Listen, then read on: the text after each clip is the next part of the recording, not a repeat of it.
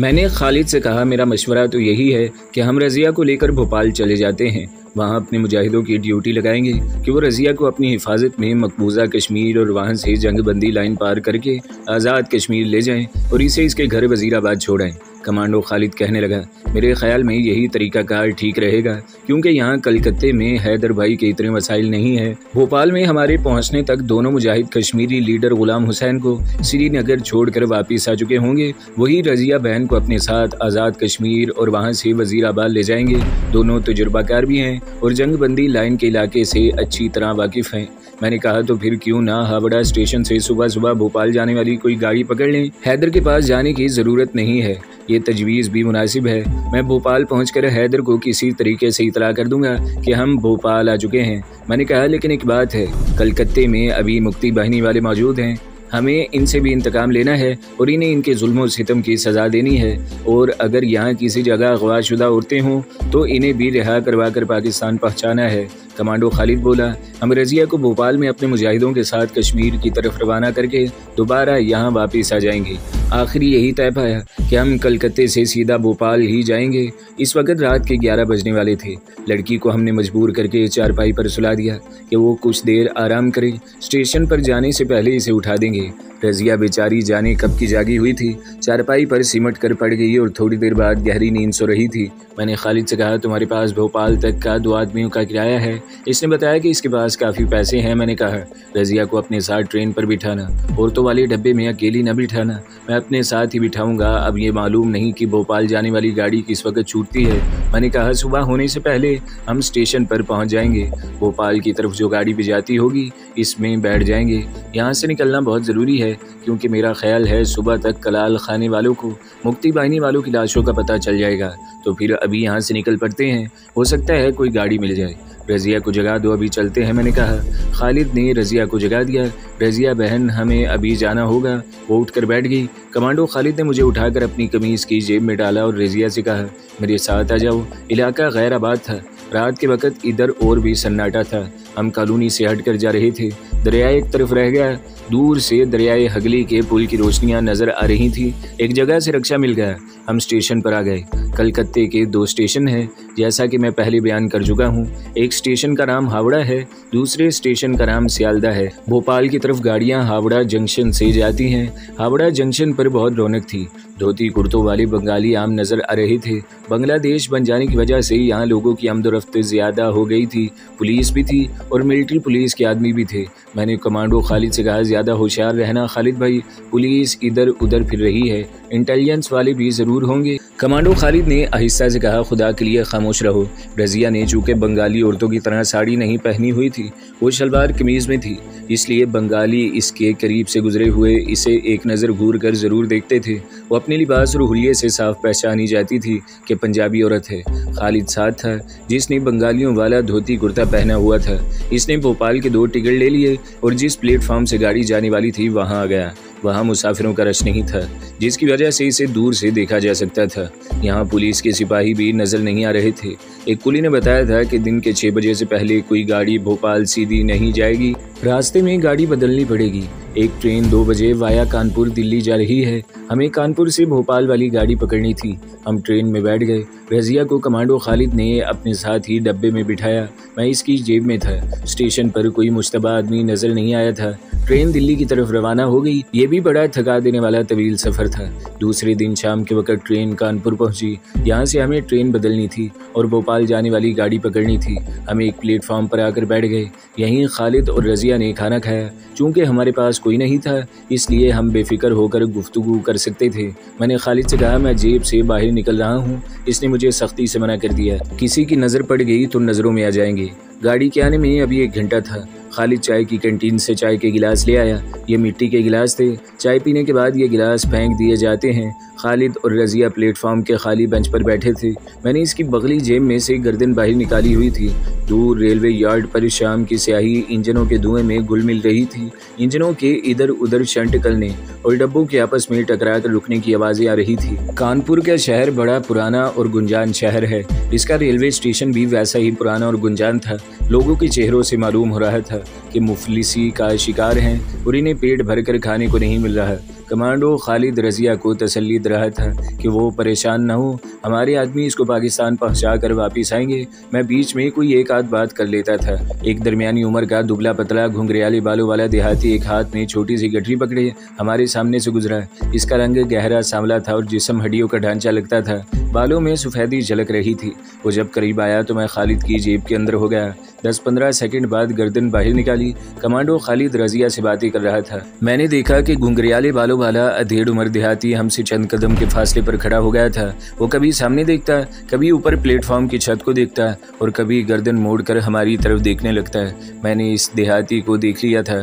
खालिद ने शायद इसे करीब से गुजरते हुए सरसरी नज़र से ही देखा था। देहाती आदमी कोई एक आध मिनट वहीं खड़ा रहा, फिर वहीं से उल्टे पांव वापस हमारी तरफ आने लगा। हमारी करीब से गुजरते हुए इसने कमांडो खालिद पर एक गहरी निगाह डाली और आगे निकल गया। मैंने खालिद से कहा, ये बूढ़ा देहाती तुम्हारी तरफ बड़े गौर से देख रहा था। खालिद कहने लगा, मुझे देखने से इसे क्या मिलेगा? मेरा ख्याल है कि रज़िया की तरफ देख रहा था। मैंने कहा, कमांडर ऐसी बात नहीं है, ये तुम्हें ही देख रहा था। मुझे ये CID का आदमी लगता है। कमांडो खालिद रज़िया से बातें करते करते खामोश हो गया। बूढ़ा देहाती 20-30 कदम आगे जाने के बाद वापस आ रहा था। मैंने खालिद से कहा, वो वापस आ रहा है, वो तुम्हें पहचानने की कोशिश कर रहा है। बूढ़ा देहाती हमारे करीब से गुजर गया। मैंने महसूस किया कि वो पहले की निस्बत ज़्यादा आहिस्ता आहिस्ता कदम उठा रहा था। इस दफ़ा इसने हमारी तरफ बिल्कुल नहीं देखा था, लेकिन अपनी रफ्तार आहिस्ता कर दी थी।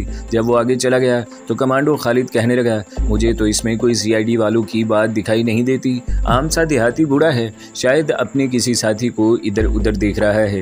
मैं खालिद की जेब से थोड़ी सी गर्दन निकाले बूढ़े देहाती को आगे की तरफ जाते बराबर देख रहा था। वो 10-12 कदम चलकर एक बार फिर रुक गया। अब वो वहीं एक तरफ होकर प्लेटफॉर्म की छत के आईनी सुतून के पास बैठ गया। फिर इसने जेब से बेड़ी निकालकर सुलगाई और बेड़ी पीने लगा।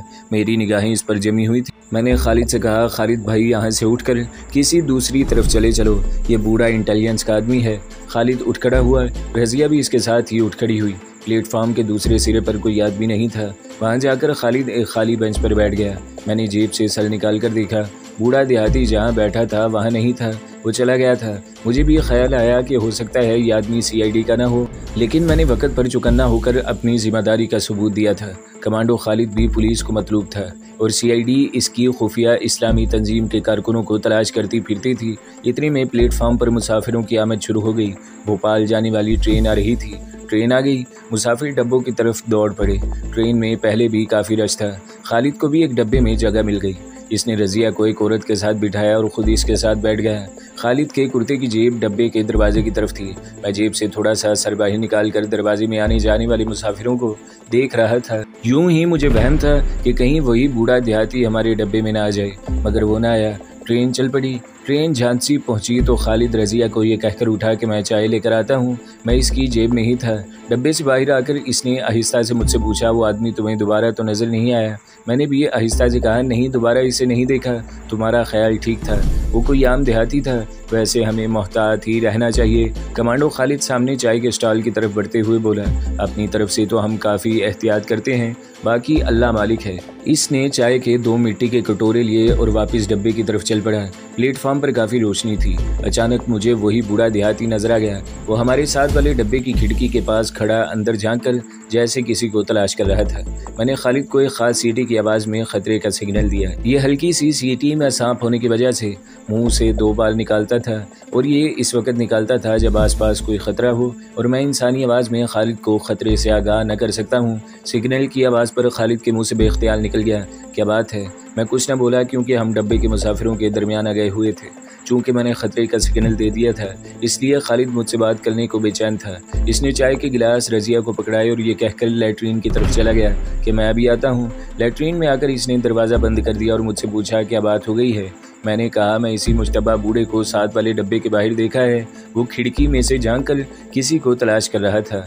खालिद ने कहा, तुम्हें यकीन है कि ये वही बूढ़ा देहाती है? मैंने कहा, यहाँ तो रोशनी है, मैं तो अंधेरे में भी आदमी की शक्ल देख लेता हूँ। यकीन करो, ये वही बूढ़ा था। खालिद कहने लगा, क्या ख्याल है तुम्हारा? हम झांसी में उतर जाएं। मैंने कहा ट्रेन से उतर जाओगे तो पुलिस का खतरा बढ़ जाएगा। अगर ये वाकई CID का आदमी है और तुमको इसने शनाख्त कर लिया है तो ये फ़ौरन पुलिस को खबर करके तुम्हें पकड़वा देगा। मेरा ख्याल है इसी ट्रेन में बैठे रहो। इतने में ट्रेन को एक धचका लगा और वो आगे को चलने लगी। अब तो इसी ट्रेन में रहना होगा, फिक्र न करो, ऑटोमेटिक पिस्तौल मेरे पास मौजूद है। मैंने कहा मैं भी चौकस होकर तुम्हारी जेब में रहूंगा। खालिद लैट्रीन से बाहर आकर रज़िया के साथ बैठ गया। ट्रेन अपनी मंजिल की तरफ रवां दवां थी। भोपाल वहाँ से काफ़ी फासले पर था। मैंने 2-1 बार जेब से सर थोड़ा सा बाहर निकाल कर डब्बे के मुसाफिरों का जायज़ा लिया। वहाँ मुझे मशकूक बूढ़ा देहाती कहीं दिखाई न दिया। कुछ समझ में नहीं आ रहा था कि ये बूढ़ा कोई आम देहाती मुसाफिर है और हमें खामखा इस पर शक हो गया है या सचमुच इंटेलिजेंस का आदमी है। रास्ते में स्टेशन आते और गुजर जाते। ट्रेन जंगलों दरियाओं पर से गुजरती चली जा रही थी। किसी स्टेशन पर रुकती, किसी स्टेशन को छोड़कर आगे निकल जाती। दिन की सफ़ेदी अभी नहीं फैली थी। रात का पिछला पहर होगा कि ट्रेन भोपाल के स्टेशन में दाखिल हो गई। हम लोग प्लेटफार्म पर उतर आए। दूसरे मुसाफिर भी यहाँ उतरे थे। हम इनके दरमियान में चल रहे थे। यह खालिद की अक्लमंदी थी कि वो मुसाफिरों से अलग नहीं हुआ था। वो और रज़िया प्लेटफार्म के गेट पर से निकल गए। यह खालिद का अपना शहर था। इसने बाहर आते ही एक रिक्शा ले लिया, रज़िया को साथ बिठाया और इसे खास इलाके की तरफ चलने को कहा। यह इलाका हमारी खुफिया कमीनगाह का एक करीबी इलाका था। वहाँ आकर रिक्शा छोड़ दिया। आगे अंधेरे में खालिद रज़िया को लेकर एक मैदान में से गुजरने लगा। ये मैदान मेरा देखा हुआ था। भोपाल शहर में दाखिल होते ही जमीला की खुशबू काफ़ी तेज़ होकर मुझे महसूस होने लगी थी। अपनी बीवी के जिस्म की खुशबू मेरे दिलो दिमाग को फरहत बख्श रही थी। मैं खुदा का शुक्र अदा कर रहा था कि ज़िंदा सलामत वापस अपनी बीवी के पास पहुंच गया था, वगरना रास्ते में मेरे साथ कुछ भी हो सकता था। एक तो पुलिस मेरे पीछे लगी हुई थी, दूसरा मैं सांप की शक्ल में था। ज़रा खालिद की जेब से बाहर निकलता तो लोग मुझ पर पत्थरों और लाठियों की बारिश कर देते और कुचल डालते। इंसान की शक्ल में होता तो कोई ताज्जुब नहीं था कि इंडियन पुलिस या मिलिट्री पुलिस के हत्थे चढ़ जाता। जिंदा सलामत वापस आने पर मुझे वाकई खुदा का शुक्र अदा करना चाहिए था। खुफिया कमीनगाह के बाहर अपने मुजाहिद हमें देखकर अंधेरों में से बाहर निकल आए। उन्होंने अपने लीडर को पहचान लिया था। वो खालिद और रज़िया को अपनी हिफाजत में लेकर कमीनगाह के अंदर आ गए। अंदर हुजरे में आकर कमांडो ने रज़िया से कहा, बहन ये हमारी खुफिया कमीनगाह है, यहाँ तुम हर तरफ से महफूज हो। रज़िया कहने लगी, भाईजान जैसे भी हो मुझे पाकिस्तान पहुँचा दे, मैं आपका एहसान सारी ज़िंदगी नहीं भूलूंगी। खालिद ने कहा, मैं कल ही कोई बंदोबस्त करता हूँ। मैंने खालिद से कहा, मालूम करना चाहिए कि हमारे जो मुजाहिद कश्मीरी लीडर को कश्मीर छोड़ने गए थे वो वापस आ गए हैं। खालिद ने इसी वक्त कमांडो अरशद को बुलवाया और इससे अपने दोनों मुजाहिदों के बारे में पूछा। कमांडो अरशद ने कहा, सर वो दोनों कश्मीरी हुर्रियत परस्त लीडर को श्रीनगर इनके खुफिया हाइड आउट में छोड़कर वापस आ गए हैं। इस वक्त वो अपने दूसरे हाइड आउट में हैं। आप हुक्म दे तो मैं इन्हें वहाँ से बुलवा लेता हूँ। खालिद ने कहा, दिन निकल लेने दो, फिर तुम खुद जाकर इन्हें ले आना। खालिद ने रज़िया के साथ थोड़ा सा नाश्ता किया, चाय बनवाई। मुझे इस हुजरे में आने के फ़ौरन बाद जेब से निकालकर सामने तपाई पर बिठा दिया। कहने लगा, मुझे तो भोपाल के स्टेशन पर वो बूढ़ा देहाती कहीं नज़र नहीं आया, तुमने इसे कहीं देखा था? मैंने कहा, मैं तुम्हारी जेब में था। इर्द गिर्द मुसाफिर चल रहे थे, मुझे देखने का मौका नहीं मिला। वो बोला, मेरा ख्याल है वो भोपाल से आगे बम्बई की तरफ चला गया होगा। खुदा करे कि ऐसा ही हो। कमांडो खालिद के मशवरे पर मैंने रज़िया को अपने और अपनी बीवी के बारे में कुछ नहीं बताया था। खालिद ने बिल्कुल सही सोचा था कि अगर हमने रज़िया को बता दिया तो हालात बदलते कुछ देर नहीं लगती। अगर पुलिस ने रज़िया को पकड़ लिया तो वो 1 मिनट में इससे मेरे और मेरी बीवी के बारे में मालूमात हासिल कर लेगी और हम सारे लोग पकड़े जाएंगे। अपनी खुफिया कमीनगाह के बारे में भी खालिद को बताना ही पड़ा था, लेकिन वो इसलिए मुतमईन था कि रज़िया इसकी तहवील में है और यहीं से वो अपने मुजाहिदों के हवाले कर देगा जो इसे अपनी हिफाजत में आज़ाद कश्मीर पहुँचाएँगे। रज़िया को हमने दूसरी कोठी में आराम करने के लिए भिजवा दिया। मैं और खालिद इसी हुजरे में बैठे बातें कर रहे थे। हमने चाय पी। खालिद ने जमीला को बुलाने के लिए एक आदमी भिजवा दिया था। वो इसी वक्त आ गई। मेरी तरफ देखकर बोली, खुदा के वास्ते तुम कब इंसानी शक्ल में वापस आओगे? या अल्लाह हमें इस मुसीबत से निजात अता फरमा। मैंने कहा, जमीला अब फिक्र करने की ज़रूरत नहीं, इंशाल्लाह बहुत जल्द हम पाकिस्तान चले जाएंगे। वहाँ जाते ही मुझे अल्लाह के हुक्म से इस अजाब से छुटकारा मिल जाएगा। हम कब पाकिस्तान जाएंगे? तुम हर बार यही कहते हो और फिर भूल जाते हो। बस ये समझ लो कि इंशाल्लाह अगले महीने हम यहाँ से आज़ाद कश्मीर की तरफ रवाना हो जाएंगे। जमीला काफ़ी देर मेरे पास बैठी बातें करती रही, फिर वो वापस चली गई। कमांडो अरशद ने दोनों मुजाहिदों को बुलवा भेजा था जो कश्मीरी लीडर को श्रीनगर छोड़ने गए थे। उन्होंने आते ही कमांडो खालिद को सैल्यूट किया और अदब से खड़े हो गए। कमांडो खालिद ने इसे रज़िया के बारे में सारी बात तफसील से बताई और पूछा, क्या तुम लोग हमारी इस बहन को वज़ीराबाद तक ले जा सकते हो?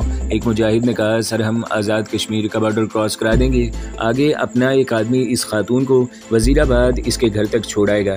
क्या तुम्हें इस आदमी पर भरोसा है? यस सर, वो अपना हुर्रियत परस्त मुजाहिद है, इसके लिए खातून को वज़ीराबाद पहुँचाना कोई मुश्किल बात नहीं है, वो पूरा भरोसे का आदमी है। ठीक है, फिर तुम तैयारी शुरू कर दो। शाम का अंधेरा होते ही तुम्हें रज़िया बहन को साथ लेकर यहाँ से मकबूजा कश्मीर की तरफ निकल जाना है, लेकिन तुम्हारे साथ किसी मुदब्बर औरत का होना ज़रूरी है। इसका तुम्हारे पास क्या इंतज़ाम है? दूसरा मुजाहिद बोला, सर हमारी एक खाला है जो हमारे साथ जाएगी, वो कश्मीर की रहने वाली है, इन दिनों भोपाल आई हुई है, हम इसे अपने साथ ले जाएंगे। बिल्कुल ठीक है, अब तुम जाकर ज़रूरी तैयारी करो। यहाँ से तुम जीप में जाओगे और भोपाल से आगे लाखनपुर से दिल्ली वाली ट्रेन पकड़ोगे। भोपाल स्टेशन से ट्रेन में सवार नहीं होगे। Okay sir. और दोनों मुजाहिद सलाम करके चले गए। मैं कमांडो खालिद के पास ही बैठा था। इसने मेरी तरफ देखकर कहा, रज़िया बीबी खुदा का शुक्र है अपने घर पाकिस्तान आप पहुंच जाएंगी। लेकिन मैंने कहा, लेकिन अभी कोलकाता में और बदनसीब रज़िया भी है जिन्हें हमें निकाल कर पाकिस्तान पहुंचाना है और हिंदू दरिंदों की कैद से आज़ाद कराना है। कमांडो खालिद बोला, तुम मुतमईन रहो, रज़िया को भिजवाने के बाद हम वापस कोलकाता जाकर बांग्लादेश से अगवा की हुई दूसरी औरतों को तलाश करने की पूरी कोशिश करेंगे और जिन मुक्ति बाहिनी वालों ने इन्हें अगवा किया है इनसे भी इस दरिंदगी का पूरा इंतकाम लेंगे इंशाअल्लाह। मैंने बेख्तियार कहा। जैसे ही शाम का अंधेरा हुआ, कमांडो खालिद ने रज़िया को अपने 2 मुजाहिदों के साथ जम्मू कश्मीर की तरफ रवाना कर दिया। इतना इसने ज़रूर किया कि रज़िया को साड़ी पहना दी ताकि किसी को इस पर कोई शक न पड़े। अब हमारा मिशन एक बार फिर कलकत्ते जाकर मशरिकी पाकिस्तान से अगवा की हुई औरतों को बाजियाब कराना और इन्हें अगवा करने वालों को ठिकाने लगाना है। जमीला को हमने यही बताया कि हम एक ज़रूरी काम के सिलसिले में नागपुर जा रहे हैं, चंद रोज़ में वापस आ जाएंगे। अब हमने अपने मिशन के सिलसिले में ज़रूरी तैयारियां शुरू कर दी। इस बार कमांडो खालिद ने अपने साथ 2 ऑटोमेटिक पिस्तौल रखने का फ़ैसला किया था। एक पिस्तौल मेरे लिए था। यह फ़ैसला इस इम्कान के पेश नज़र किया गया था कि मुझे इंसान से सांप की शक्ल में तब्दील हुए काफ़ी दिन गुजर गए हैं। कोई पता नहीं मैं कब इंसान की शक्ल में वापस आ जाऊं, लेकिन मुझे इसका इम्कान कम ही नज़र आ रहा था। मुझे सांप से इंसान में तब्दील होने से पहले की सनसनाहट एक लम्हे के लिए भी महसूस नहीं हुई थी। पुलिस स्टेशन की कब्र में डसने वाले सांप ने मेरे अंदर ज़बरदस्त तब्दीली पैदा कर दी थी और मेरे दौरे का वक्फा तवील हो गया था। मुझे कमांडो खालिद की खुफिया कमीनगाह में छुपे रहने की ज़रूरत नहीं थी। मैं सांप के रूप में था और मैं अगर कमीनगाह से बाहर भी निकल जाऊं तो मुझे कोई नहीं देख सकता था। कमीनगाह के तकरीबन सभी मुजाहिद मेरी इस काया पलट से वाकिफ़ हो चुके थे।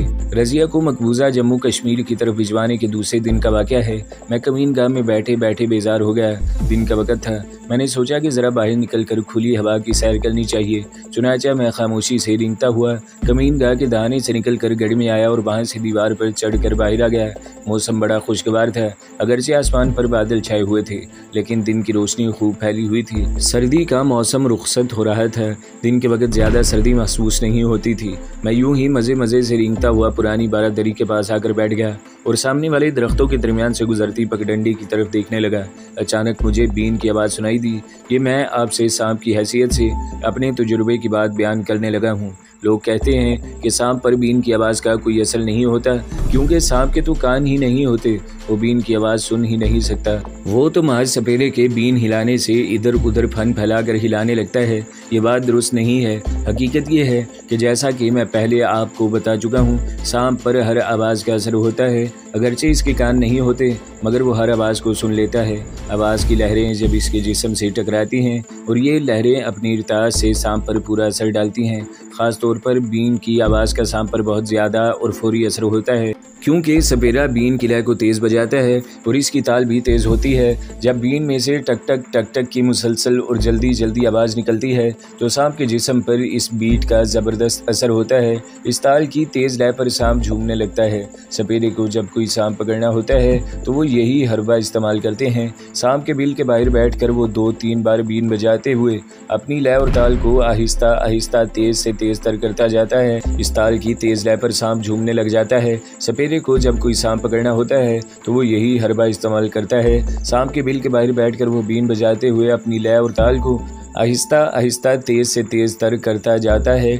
इस ताल के अपने जिस्म पर मुसलसल टकराव की वजह से सांप बेहाल होकर बिल से बाहर आ जाता है।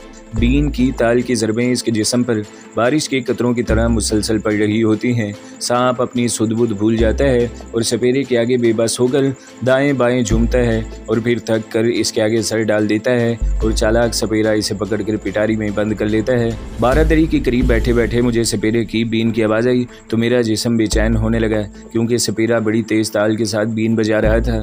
ये ठीक है कि मैं इंसान की तरह बोल लेता था, इंसान की तरह सोच सकता था, लेकिन इसके बावजूद मैं इंसानी वजूद में नहीं था, मैं सांप के वजूद में था।